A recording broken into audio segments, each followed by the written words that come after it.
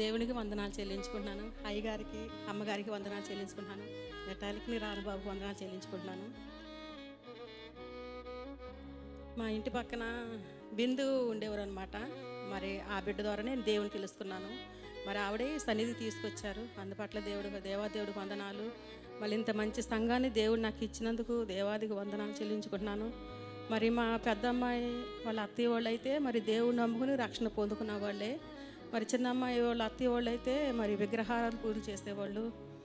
మరి పావని పెళ్ళి కుదిరినాక నేను 3 రోజులు ఉపవాసం ప్రార్థన చేశాను. దేవుడిని అడిగాను, ప్రభువా మరి మిమ్మల్ని తెలుసుకోక విగ్రహారాలు పూజలు చేసాం కదా, మిమ్మల్ని తెలుసుకున్నాము, మరి నా బిడ్డ గృహానికి వెళ్తే మరి విగ్రహారాలు పూజలు చేయాల్సి వస్తుంది కదా తండ్రి అని చెప్పి నేను 3 రోజులు ప్రార్థన చేసుకుంటే పరిశుద్ధాత్ముడు ఆ బిడ్డ ద్వారా వాళ్ళ ఇంట్లో వాళ్ళు కూడా నన్ను తెలుసుకుంటారని పరిశుద్ధాత్ముడు మాట్లాడాడు. మరి పావని పెళ్ళైనాక మరి ఆ ఇంట్లోకి వెళ్ళినాక మరి పావనికి ఇష్టం లేకపోయినా సరే పూజలు చేస్తూ ఉండేది. అలాగే మరి ఆ ఇంట్లో చాలా బాధలు పడింది. ఒకసారి చర్చికి వచ్చినప్పుడు అమ్మగారు చెప్పాను, అమ్మగారండి పావని గురించి ప్రార్థన చేయండి అమ్మంటే, ప్రార్థన చేసి 7 వారాలు ఉపవాసం ఉండి ప్రార్థన చేయమని చెప్పు, దేవుడు పావని పట్ల గొప్ప కార్యం చేస్తారని అమ్మగారు చెప్పారు. పావనికి చెప్పాను. పావని 7 వారాలు ఉపవాసం ఉండి ప్రార్థన చేయడానికి నిర్ణయం తీసుకుని 7 వారాలు ప్రార్థన స్టార్ట్ చేసింది. 4వ వారంలోనే దేవుడు మరి భర్తకు నెల్లూరులో జాబ్ వచ్చి ఆ ఇంట్లో నుంచి పావనిని నెల్లూరు తీసుకుని అందుపట్ల దేవుడికి వందనాలు. మరి నెల్లూరు వెళ్ళాక మరి 3 వారాలు కూడా అక్కడ ప్రార్థన చేసుకుంది. మరి అక్కడ ఇంటి దగ్గరనే చర్చి ఉండేది, చర్చికి వెళ్తూ ఉండేది. అక్కడ పాస్టర్ గారు అయితే పావని బాప్తిసం తీసుకోమని చెప్పారు. మరి తీసుకోమంటే ఇంకా భర్తకి చెప్పింది ప్రార్థన చేసుకుని, నేను బాప్తిసం తీసుకుంటానంటే భర్త అయితే అభ్యంతరం పెట్టలేదు. అక్కడ పావని చర్చికి వెళ్ళినా సరే భర్త తీసుకుని వెళ్ళేవాడు, మళ్ళీ తీసుకొచ్చేవాడు. భర్త అయితే వెళ్ళేవాడు కాదు. మరి పావని బాప్తిసం తీసుకున్నాక బాప్తిసం తీసుకో కానీ పూజలు చేయాలని భర్త చెప్పాడు. బాప్తిసం తీసుకున్నాక ఇంకా ఎప్పుడన్నా ఒకసారి పూజలు చేస్తూ ఉండేది. ఎప్పుడన్నా ఒకసారి పూజలు చేసినా సరే ఇష్టం అనిపించేది కాదు. దేవుని తెలియక ముందు పూజలు చేసాము, ఈ దేవుని తెలుసుకుని రక్షణ పొందుకున్నా కూడా నేను పూజలు చేయాలా, నాకు ఇష్టం అనిపించట్లేదని చెప్పి మరి విగ్రహాలని తీసి పక్కన పెట్టేసింది. భర్త వాళ్ళ నాన్న వాళ్ళ బాబాయిలు ఒకసారి వచ్చినప్పుడు మళ్ళీ భర్త చూసి వాళ్ళు వస్తే తిడతారని చెప్పి మళ్ళీ అవన్నీ తీసి ఆరుమరలో సర్దేశాడనమాట.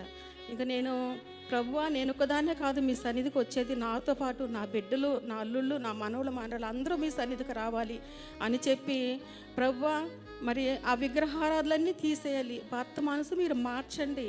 మరి చిన్నల్లుడి పేరు భర్త అనమాట. మరి భర్త మనసు మీరు మార్చండి, ఆ విగ్రహాలన్నీ తీసి బయటపడేసి భర్త మీ సన్నిధికి రావాలి ప్రభు అని చెప్పి ఎంతగానో కన్నీరు కార్చి ప్రార్థన చేసుకున్నప్పుడు నా ఆశ నేను దేని నిమిత్తమైతే ఆశించానో నా దేవుడు మరి ప్రార్థన ఆలకించి మరి భర్త చేతులతో ఆ విగ్రహాలన్నీ తీసి బయటపడేసి ఇప్పుడు పావని భర్త అందరూ కూడా తండ్రి సన్నిధికి వస్తున్నారు. అందుపట్ల దేవుడికి ఎంతో వందనాలు చెల్లించుకుంటున్నాను. మరి వాళ్ళ ఇంట్లో అయితే ఎంతో భయంకరమైన విగ్రహారాధన పూజలు, ఒక రూమ్ అంతా పెద్ద పెద్ద బొమ్మలు విగ్రహాలు, అట్టి విగ్రహాల నుంచి దూరపరిచి నా దేవుడు మరి భర్తను తీసుకొచ్చాడు. మరి నా బిడ్డలు, నా అల్లుళ్ళు, మనలు అందరూ తండ్రి సన్నిధికి వస్తున్నాం. అందుపట్ల నా దేవుడికి ఎంతో వందనాలు చెల్లించుకుంటున్నాను. మరి మా అక్కగారి పాప పేరు అనుష. ఆ అమ్మాయి పెళ్ళి 7 సంవత్సరాలు అవుతున్నా పిల్లలు పుట్టలేదు. అమ్మాయి కొరకు ప్రార్థన చేస్తుంటే దేవుడు 5 సంవత్సరాల క్రితం నాకు వాగ్దానం ఇచ్చాడు, ఆ బిడ్డ గర్భాన్ని తెరుస్తానని వాగ్దానం ఇచ్చాడు. ఆ వాగ్దానం పట్టుకుని ప్రార్థన చేస్తున్నాను. మా అక్క ఫోన్ చేసినప్పుడల్లా అనుష కొరకు ప్రార్థన చెయ్యమ్మా, ఎంతమంది డాక్టర్ దగ్గరికి తీసుకెళ్ళినా సరే పిల్లలు పుట్టట్లేదు, ఎన్నో మందులు వాడుతున్నాము, మరి వాళ్ళ అత్తయ్య వాళ్ళందరూ కూడా బాధపడుతున్నారు, ప్రార్థన చెయ్యమ్మా అని చెప్తూ ఉండేది. అక్క వాగ్దానం ఇచ్చాడు దేవుడు, కొంచెం లేట్ అయినా సరే దేవుడు ఇస్తాడు, ప్రార్థన చేస్తున్నాను, నువ్వు భయపడకు అని చెప్పి మా అక్క చెప్తూ ఉండేదాన్ని. తర్వాత ఒకసారి మా అక్క ఫోన్ చేసి అనుష బాగోలేదమ్మా, హాస్పిటల్ తీసుకెళ్ళాము, మరి నెల తప్పింది, 2 నెలలమ్మ అని చెప్పారు. అందుపట్ల దేవాదేవుడికి వందనాలు చెల్లించుకున్నాను. మరి ప్రభా మీరు ఆ బిడ్డకు మీరు వాగ్దానం ఇచ్చారు కదా, నేను నమ్ముతున్నాను, మరి ఆ బిడ్డ గర్భాన్ని మీరు తెరవండి. దేవుడు గర్భాలు ఇవ్వకముందే నేను దేవుడిని ఎంతగానో స్తుతించాను. ఆ దేవుడు ఇచ్చిన వాగ్దానం పట్టుకుని ప్రభా మీరు గర్భాన్ని ఇచ్చినందుకు మీకు వందనాలు, వాగ్దాన పుత్రి మీరు ఇచ్చారు మీకు వందనాలు అని చెప్పి వాగ్దానం పట్టుకొని మరి ఎంతగానో కన్నీరు కాచి ప్రార్థన చేసినప్పుడు నిజంగా దేవుడు ఎంత గొప్ప కార్యం జరిపించాడు. మరి అలాగే 7వ నెల వచ్చింది. 7వ నెల వచ్చినాక హాస్పిటల్ తీసుకుని వెళ్తే మరి స్కానింగ్ తీశారు. స్కానింగ్ రిపోర్ట్లు అయితే మరి కడుపులో బిడ్డకి తలలో మచ్చ ఉందమ్మా, మరి స్కానింగ్ తీయాలి. ఆ స్కానింగ్ రిపోర్టు నార్మల్గా వస్తే పర్లేదు, ఆ స్కానింగ్ రిపోర్ట్ బాగా రాకపోతే ఆపరేషన్ చేయాలని చెప్పారంట. మళ్ళీ మక్క ఫోన్ చేసి అనుష కొరకు ప్రార్థన చేయమ్మా, డాక్టర్లు ఇలా చెప్పారంట అని ఎంతగానో ఏడ్చి భయపడిపోతుంది. నువ్వు భయపడకు, దేవుడు వాగ్దానం ఇచ్చిన బిడ్డ అది ఎక్కడికి పోదని చెప్పి నేను ప్రార్థన చేసి మళ్ళీ చర్చికి వచ్చినప్పుడు అమ్మగారికి ప్రార్థన చేయమని చెప్పాను. ప్రార్థన చేసి ఏమవదు, దేవుడు ఇస్తాడు, దేవుడు మన ప్రార్థనలకి ఇస్తాడు, దేవుడు మన పట్ల ఉంటాడు, ఆ బిడ్డ పట్ల గొప్ప కార్యం జరుగుతుంది అమ్మగారు చెప్పారు. మరి బుధవారం చర్చినప్పుడు మరి సంఘ బిడ్డలకు అందరూ కూడా చెప్పాను. సంఘ బిడ్డలందరూ కూడా ప్రార్థన చేస్తారు. అందువల్ల మీకు అందరికీ వందనాలు చెల్లించుకుంటున్నాను. మరి ఇంకా ఈ నెలాఖరికి అయితే డెలివరీ డేట్ ఇచ్చారు. ఇంకా ఈ నెలాఖరికి డెలివరీ డేట్ ఇచ్చారు అనుషకి. మరి ఈ నెల 15వ తారీఖునే ఆ బిడ్డకు నొప్పులు స్టార్ట్ అయ్యాయి. నొప్పులు స్టార్ట్ అయినా చెప్పి హాస్పిటల్కి తీసుకుని వెళ్తే మా అక్క ఫోన్ చేసి ఇలాగ నొప్పులు స్టార్ట్ అయినామా, హాస్పిటల్కి తీసుకుని వెళ్ళాము, అనుషాకి మరి 6 గంటల వరకు చూస్తామన్నారు, 6 గంటల తర్వాత ఆపరేషన్ చేయాలంటే 70,000 చూసి పెట్టుకోడని డాక్టర్లు చెప్పారు, అనుష కొరకు ప్రార్థన చేయమ్మా అని చెప్తే దేవుడు పాదాలు పట్టుకుని ప్రభు ఆ బిడ్డ ఆపరేషన్ పడకుండా ప్రభు మీరు ఉచితమైన కానుకను దయచేయండి ప్రభు అని చెప్పి ఎంతగానో దేవుడు పాదాలు పట్టుకుని ప్రార్థన చేసి మరి అనుష తన భర్త కూడా ఫోన్ చేసి అనుష ఎలా ఉందమ్మంటే ఇప్పుడే నా అత్తయ్య రూమ్లో తీసుకుని వెళ్ళారు, మరి 70,000 చూసుకోమని చెప్పారు, ఆపరేషన్ చేయాలంట అని చెప్పారు.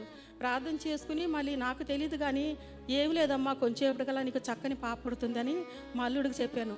తర్వాత మా అక్క ఫోన్ చేసి అక్క కొంచెంసేపటికల్లా నీకు చక్కని మనవరాలు పుడుతుందని చెప్పి నాకు తెలీదు ఆ మాటలు ఎలాగొచ్చినాయో, మరి నీకు చక్కని మనవరాలు పుడుతుందని చెప్పాను. ఇంకా పావు గంట కల్లా ఫోన్ చేసి అత్తయ్య పాప పుట్టింది అత్తయ్య అని చెప్పి మరి చెప్పారు.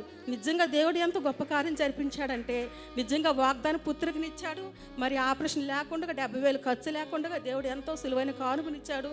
నిజంగా ఈ లోపల ఏది వ్యర్థమైనా సరే ప్రార్థన అంటే వ్యర్థం అవ్వదు. ప్రతి ప్రార్థన ప్రతిఫలించే దేవుడు. మరి ఎన్నో సమస్యలు దుఃఖంలో వేదనలు ఉన్నప్పుడు తండ్రి పాదాలు పట్టుకుని ప్రార్థన చేసినప్పుడు ఆ దుఃఖం వేదన సంతోషంగా మార్చి ఇంత గొప్ప దేవుడు కలిగినందుకు దేవాది దేవుడికి వందనాలు కోట్ల ఆదిశక్తి స్తోత్రం చెల్లించిన. ప్రతిరోజు సాక్ష్యం చెప్పలేనంతగానో భయపడిపోతున్నాను, కానీ ఈరోజు సాక్ష్యం చెప్పడానికి దేవుడు ఈ స్థితిలో నన్ను నిలబెట్టినందుకు వందనాలు. మన ఇద్దరులో మారుమోస రక్షణ పొందుకునేలాగా మీరు అందరూ ప్రార్థన చేయండి. అలాగే నా తమ్ముడు కుటుంబం, నక్క కుటుంబం కూడా నిజమైన దేవుని తెలుసుకోవాలి, దేవుడికి రావాలి, రక్షణ పొందుకోవాలి. ఈ చిన్న సాక్ష్యం దేవుడు దీవించిందాక. ఆమేన్.